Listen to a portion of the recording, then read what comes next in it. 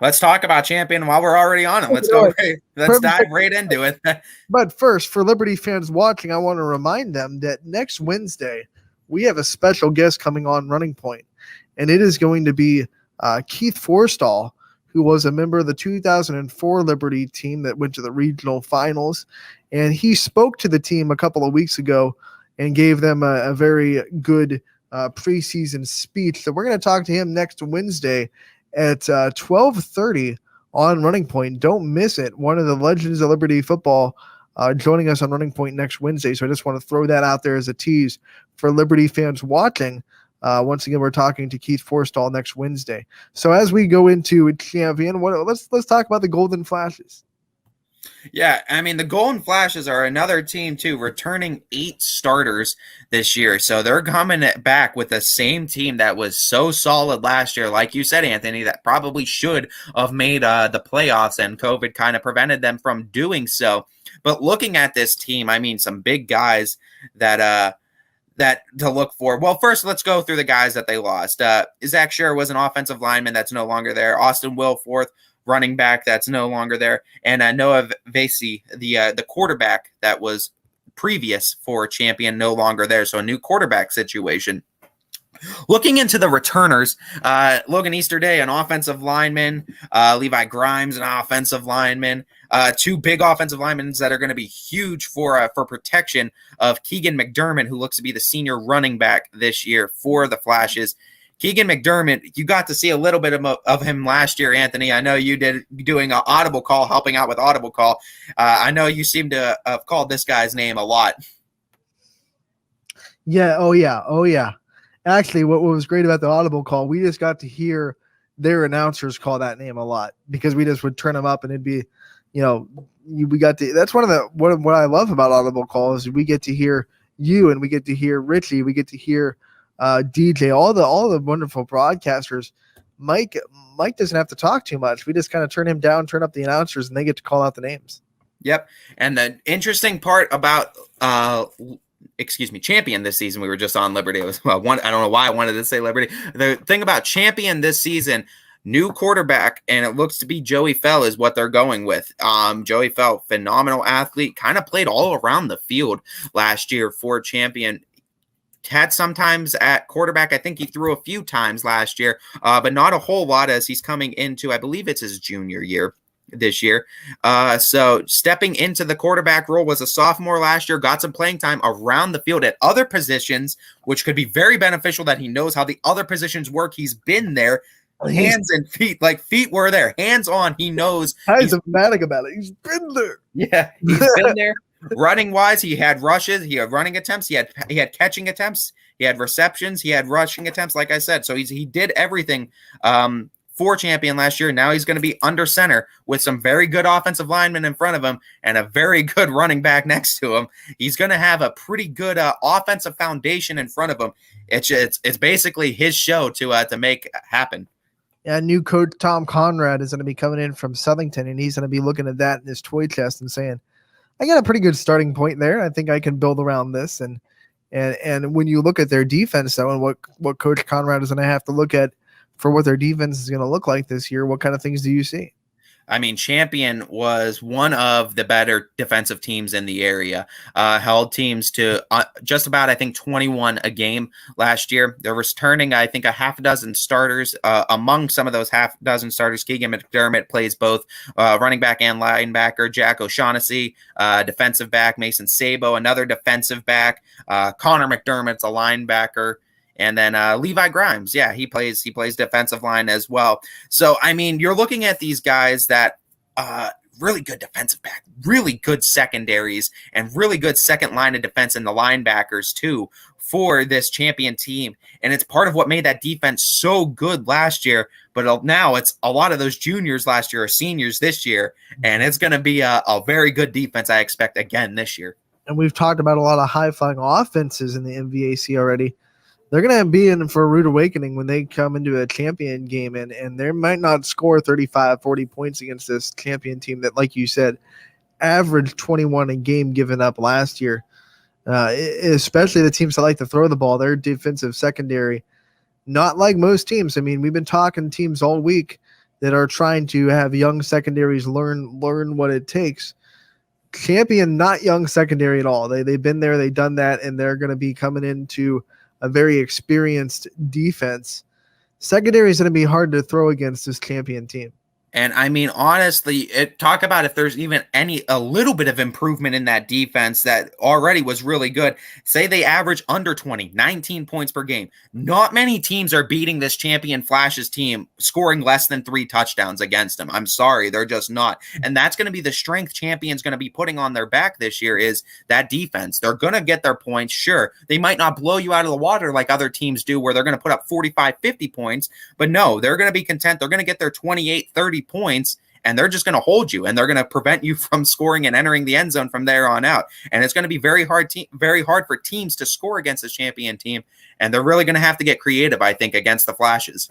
I think the question for Champion is going to be, can they get their offense in rhythm? I mean, that was one of the things that kind of scoring offense held them back in the times that they lost last year. So can they get their offense in rhythm? Can they make enough big plays to give that defense some relief of pressure? Yeah, and I think you're absolutely right in looking at that. I mean, the defense is going to give you the opportunities, and it's going to give you a chance to win the game. The offense just needs to go out and win it.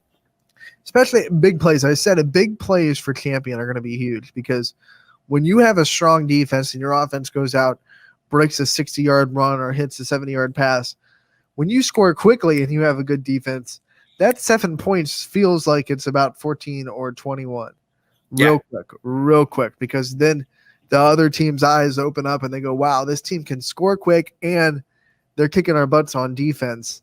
We're in a hole, guys. Let's try to dig out of it. And you can get really intimidated by Champion if they can get some big plays on you real quick. Yeah, I mean, honestly, we look at time of possession a lot too. Sometimes it doesn't tell the whole story. Sometimes if the other team, your opponent has the time of possession up and you don't, it doesn't always tell the whole story, because that could say that you were holding them on defense. They were doing long drives, but they couldn't get anywhere with you either. And talk about Champion's schedule too, and what they have coming forward, and what are the games that they're going to be circling to try to get into the playoffs again.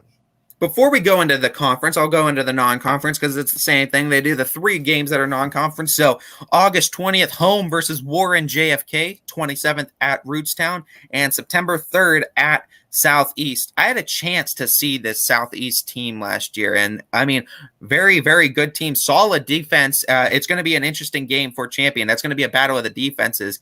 But I mean, that Warren JFK game, I think, is another interesting one that without Cam Hollabaugh there now, kind of levels the playing field, you think, too, with Champion and JFK. You call the playoff game with Southeast, if I'm not mistaken. I believe so. Yeah, I think they were in. Yeah, on that blue turf. I believe so. Yeah, up in. Yeah. Southeast isn't talked about nearly as much as they should be. No, and I mean they are a very, very good team, and I mean it's going to be interesting to see that matchup, because it's going to be I think it's going to be a good matchup too, good defensive matchup. Garfield's going to come into the conference and tell a lot of stories about Southeast, because Garfield's been dealing with Southeast for a while. They've been 1-2 in that conference for a long time. So Garfield's going to come into the MVAC and be like, I got some campfire stories for you.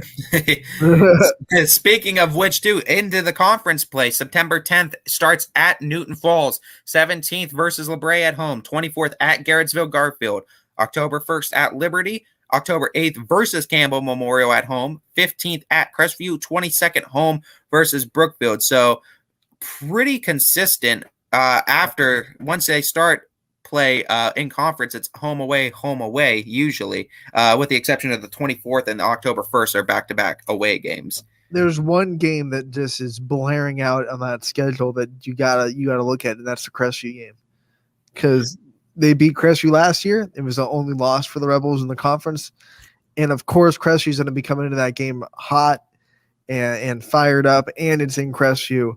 Going to be a big challenge for Champion to pull off that win.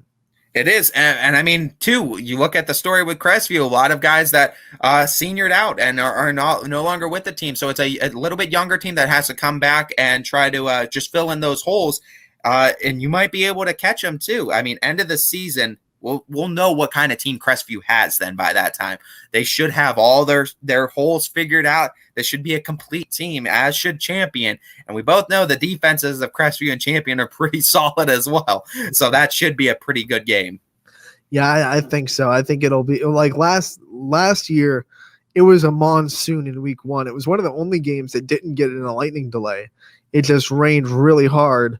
It turned into a mud bowl. It turned into a sloppy game. Champion came out on top. I feel like hopefully the weather won't be a factor this time, and we'll just see both teams at full strength and both teams run on full cylinders, hopefully on a dry day. Even if it's on a dry day, they got that turf field that's going to not make it it's not going to be muddy turning up the waters in Crestview with that new turf field. Absolutely not. And I mean, with the defense that you have there too, providing that there is bad weather for Champion, they're set up well for it too. They have great defensive backs that could tackle, great linebackers. So if it does turn into a rain game where it's ground and pound, the advantage is typically going to go in Champion's favor, I think. Yeah, and another league game that I'm interested to see how Champion handles the new kids on the block in Garfield, how they step up, because we've been talking about how Crestview's going to handle Garfield. We've been talking about how Brookfield's going to handle Garfield, but Champion's kind of sitting there like, let's see how we handle Garfield too. So Champion against Garfield is going to be another interesting matchup that Garfield brings to the MVAC. Especially too, because I mean, it's gonna force Champion into having to score points. Because I mean, the defense is gonna be good, but we know Garrettsville Garfield is gonna get a punch or two on Champion. They're gonna score points. It's inevitable with how good Garrettsville is that they're gonna put points on the board. It's just a matter of how much can you contain them, how much can you limit them to, and can Champion score in that game? Can they turn those defensive stops into offense? And if they can, I think Champion has a great chance at winning that game. But new kids on the block, man, they're here to show us what they got and show the whole YSM world what Garrettsville Garfield has to offer. You know what might sneakily come into play in that game? Field position. Easily too. I mean, if you make Garfield consistently go 80 yards for a touchdown and making them start deep in their own territory, then against that Champion defense, that might be a big key. Trying to, even if you don't finish the drive, try to get a couple of first downs and punt and make sure Garfield starts the ball deep in their own territory. I mean, yeah, talk about wearing a team down. If you're making them go, like you said, 80 yards to score, you do that 2 or 3 times. The running backs, the offensive linemen, they start to feel it too, going on those long drives that are plus 5 minutes sometimes too. Like it can beat up on an offense too. So, yeah, and I think that's Champion's pretty much MO is force them into those long drives, because that's what Champion did a lot last year. They wore teams down, and by the third and fourth quarter, these teams that were up on Champion looked like completely different teams and seemingly couldn't find any sort of offense against them.